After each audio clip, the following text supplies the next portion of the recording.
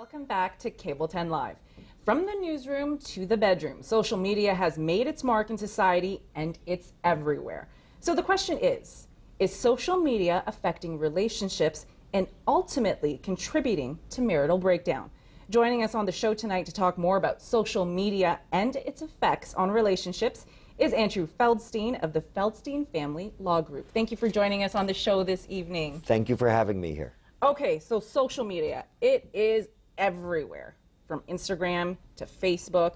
And I know it can affect relationships because sometimes it could take you away from spending your quality time with loved ones, you know, tinkering away there on your smartphone or your laptop.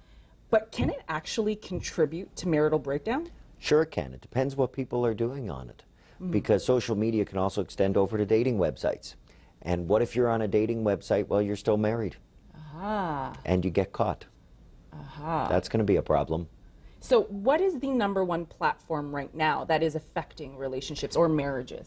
I would think it's Facebook, because some people have used that as a form to connect with past partners or past significant others. Interesting. So what good can come of me talking to my high school girlfriend when I'm upset with my wife? Couldn't it just be as simple as, hey, you know, I've reconnected. I saw you through a mutual friend that I'm friends with on Facebook. Just thought I'd shoot you a little hello and say hi. Well, if it's just going to be a little hello and hi, that's going to take you 5 minutes.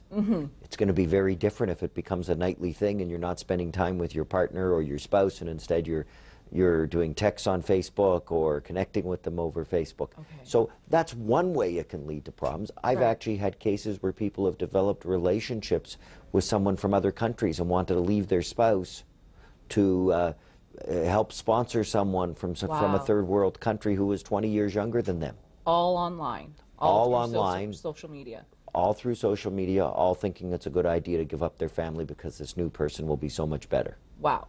So how does something like Facebook help in a court case, especially in terms of family law? Well, in our cases, we have people who try to always put their best foot forward and say how they're being wonderful. Except on Facebook, they may not be so wonderful. I'll give you a couple of examples. One example, I think this was a case out west, where the husband wanted equal time with the mother of the children, but the husband shouldn't go around bashing the mother of the children on Facebook when the child is a Facebook friend reading all the posts. And the judge says, well, if you can't keep it under control here and you're posting this for your daughter to read, I have real concerns about you having joint custody and equal time. So that's a real live way you can hurt your own case. Right. And are there any examples where Facebook has helped relationships and or cases that you've dealt with in terms of family law? Well, if you're saying it's helped relationships, I'm in the business of when the relationship falls apart. So fair enough. I'm not going to see all the times it may help relationships. In terms of it helping in family law, I've had, I'll give you an example, one of my cases. The wife said she couldn't work. She was in physical pain, and she said she was trying to get a job, but she couldn't. But yet she had posted all these pictures of a 2-month vacation. She posted pictures of her going out to nightclubs every night with dates and times of the postings, and her with her friends drinking it up, and some of them as being one of the paid people to be at the bars. So they were great pictures. I loved it. I rubbed my hands together and said, thank you for the gift. Wow. So now, let's just say I'm playing the defense here. Couldn't it be that in some cases, especially with social media, people like to portray something other than their normal life? They may exaggerate and or fabricate certain things on social media to say, this is the life I live. I'm a little luxurious. I'm a little lavish, but really not be. How do you really prove that that vacation was paid by that person who posted that photo and not that someone had taken them with them? Well, let's start with, it's always good to make sure you're telling the truth everywhere. Because if you tell the truth everywhere, you don't have to worry about getting yourself out of a mess. So this person who does that, they're in a mess. If they told one minor lie, maybe the court's going to believe it. But how many of these lies are out there?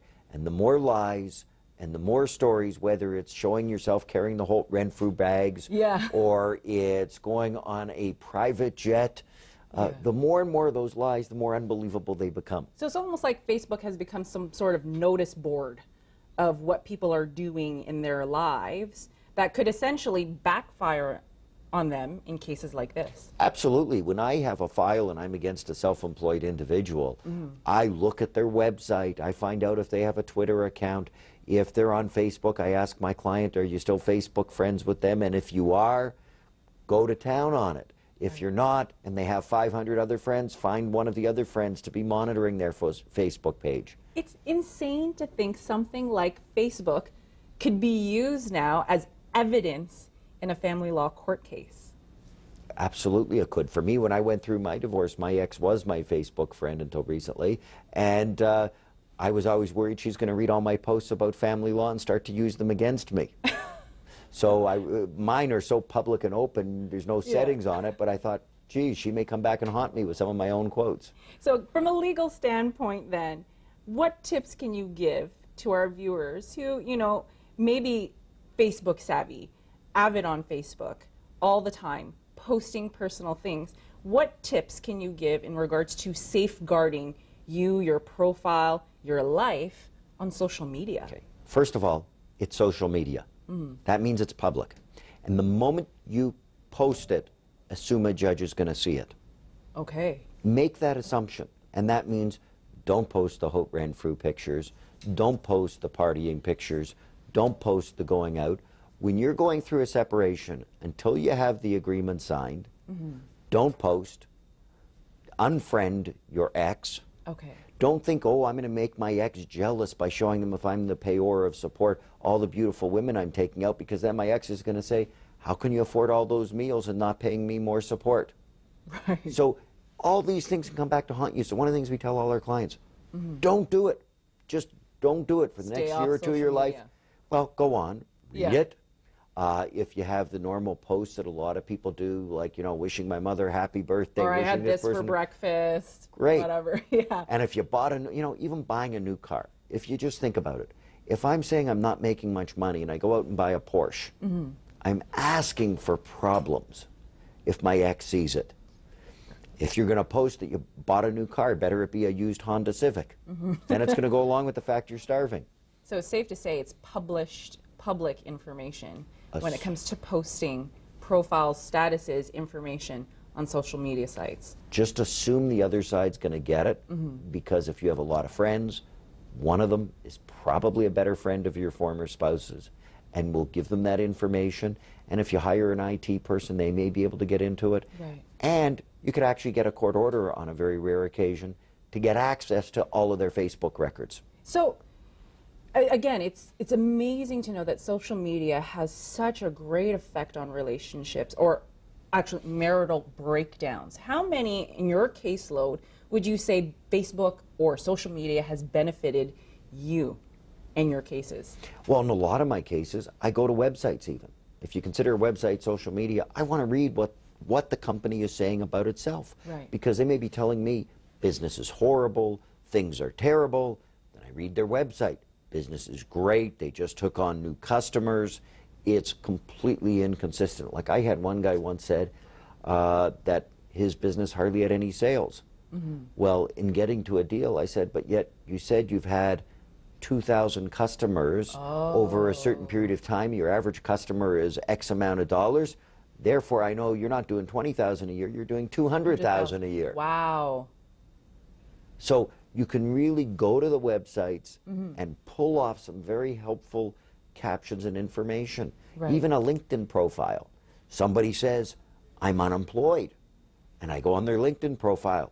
It says the company they started up or where they're working, which is completely different than what they're telling me. And is this actual information that can be used in court? Absolutely, because who posted that LinkedIn profile?